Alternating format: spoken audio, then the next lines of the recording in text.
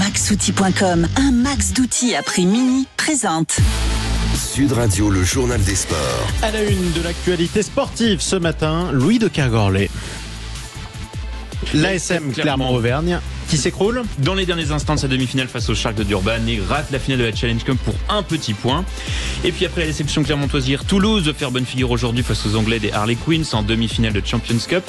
Et puis sprint finale dans toutes les divisions du football français. Auxerre et Monaco sourient, Clermont pleure et Saint-Etienne devra patienter. C'est vrai. Allez, on en parlait. C'est un dénouement cruel pour les Clermontois qui rêvaient de finale européenne face aux Sharks de Durban en Challenge Cup. Malheureusement, tout a échoué à un petit point. Et un petit point qui va faire couler beaucoup d'encre. Très solide pendant une heure de jeu face aux Sharks. L'ASM a craqué dans les 20 dernières minutes sur 2 essais de Vincent Koch et Makazole Mapimpi qui ont fait basculer le score en faveur de Durban. Ils ont aussi été beaucoup pénalisés par l'arbitre, monsieur Luc Pire, surtout en première mi-temps. Les Clermontois qui n'ont pas manqué d'exprimer leur frustration au sortir de cette défaite. Parmi eux, le pilier de Clermont, Georgie Beria, qui préfère souligner le réalisme de leurs adversaires au micro de beIN Sport. C'est des grands joueurs, c'est une grosse équipe, des mecs qui ont de l'expérience et la moindre faille, ils la prennent, ils s'engouffrent dedans et au final, voilà ce que ça donne, un point d'écart. C'est une très grosse déception. C'était un objectif qu'on s'est donné en début de saison de la remporter et après on ne mérite pas sur le match, mais c'est dommage parce qu'il y avait largement la place, je pense. De son côté, l'entraîneur régional Christophe Furios a accusé les arbitres d'avoir fait un peu de politique en avantageant l'équipe sud-africaine. Effectivement, il était de mauvaise humeur, c'est vrai. Et ça arrive d'ailleurs. Le jour de demi-finale à nouveau, mais cette fois-ci c'est de la Champions Cup. Louis, on l'a dit, les Toulousains affrontent les Anglais des Harley Queens. Match où les hommes du Gomola partent largement favoris sur le papier. Voilà, l'occasion pour le technicien toulousain d'appeler ses joueurs à la prudence. En conférence de presse, Hugo Mola a tenu à féliciter ses joueurs pour le parcours accompli tout en soulignant cette équipe n'a pas encore marqué l'histoire du club. Cette équipe-là, elle a beaucoup d'appétit, elle a beaucoup envie de marquer son histoire et de marquer son passage au Stade Toulousain. Cette génération, elle est un petit peu différente. Et pour marquer son histoire au Stade Toulousain, il faut en gagner des demi-finales, et beaucoup. Et donc pour l'instant, c'est pas mal. Mais ils n'ont pas encore marqué l'histoire du club comme certaines générations. De quoi peut-être aussi piquer ces joueurs, parmi lesquels Romain Ntamak, fraîchement revenu de blessure, qui doit encore confirmer son retour à un excellent niveau. Coup d'envoi du match à 16h. Exactement, à vivre sur Sud Radio, la radio du rugby. Allez, on passe désormais au football. 32e journée de Ligue 1.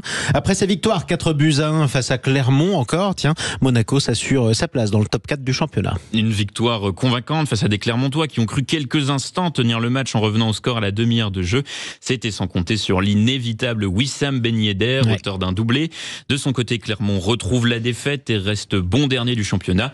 Même si tout est encore possible mathématiquement, la perspective d'une relégation se rapproche dangereusement pour les Auvergnats. Oui, c'est bien parti pour eux, malheureusement plutôt mal parti. Et décidément, week-end difficile pour les Clermontois. Tout l'inverse des Auxerrois qui ont validé leur montée dans l'élite hier depuis la Ligue 2. Oui, seulement une saison après avoir quitté l'élite, la GIA va retrouver la Ligue 1 après sa victoire face au Paris FC. Une montée qui aurait pu aussi concerner Saint-Etienne, mais les Stéphanois devront patienter encore un peu. Ils ont concédé hier le match nul face à Guingamp sur le score de 2-2. Un nul rageant pour Olivier Dalloglio, le coach stéphanois, qui juge que son équipe n'a tout simplement pas été à la hauteur au micro de beIN Sport. On a été très gêné par ce jeu direct, voilà, donc on n'a pas été à la hauteur sur la deuxième mi-temps, on le sait. On aurait dû poser un peu plus le jeu, on n'y est pas vraiment arrivé. Et donc avec la fatigue, ça n'a pas aidé. La montée qui semble tout de même bien partie pour les Stéphanois qui restent deuxième avec 75 points à égalité avec le SCO d'Angers. Exactement, et on le rappelle d'ailleurs en Ligue 2, les deux premiers montent directement en Ligue 1. Le troisième va jouer un barrage contre une équipe qui descend de la Ligue 1 après avoir affronté celle qui jouait les playoffs. C'est un peu compliqué, mais voilà, vaut mieux être deuxième que troisième, toujours. Football toujours, mais football féminin cette fois-ci. Le PSG qui a remporté hier la Coupe de France face au FC Fleury sur le score de 1-0. Une victoire décidée dans le dernier quart d'heure du match. Les Parisiennes qui ont aussi été réduites à 10 après un carton rouge reçu peu après l'heure de jeu, mais surtout une victoire pour le football féminin selon notre consultant Vincent Chaudel. Cette finale a été un grand cru pour la fédération.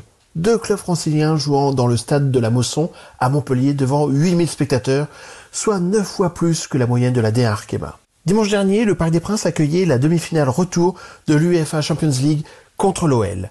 Ce match a suscité un réel intérêt du public, confirmant l'engouement croissant pour le football féminin. Avec 29 400 billets vendus, dont 80% provenant des ventes au grand public, le Paris Saint-Germain a généré pour la première fois des bénéfices sur un match de football féminin.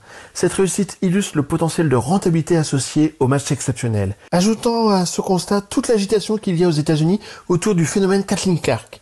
Pensez donc, la finale NCAA de basket féminin a réuni plus de 14 millions de téléspectateurs, mieux que les Oscars. S'en est suivi un record d'audience pour la draft WNBA. On comprend alors pourquoi Nike a fait des pieds et des mains pour la signer et pourquoi les diffuseurs sont prêts à miser plus de 60 millions de dollars pour le championnat de basket féminin. Même si ces chiffres restent bien inférieurs à ceux de leurs homologues masculins américains, ils sont 10 fois plus importants que les droits de notre championnat masculin.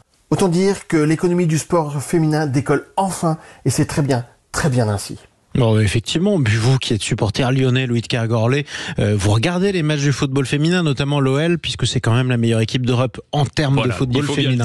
Faut bien le reconnaître. Écoutez, merci beaucoup, Louis de Kergorlé. On sera amené à en reparler de toute façon de ses performances.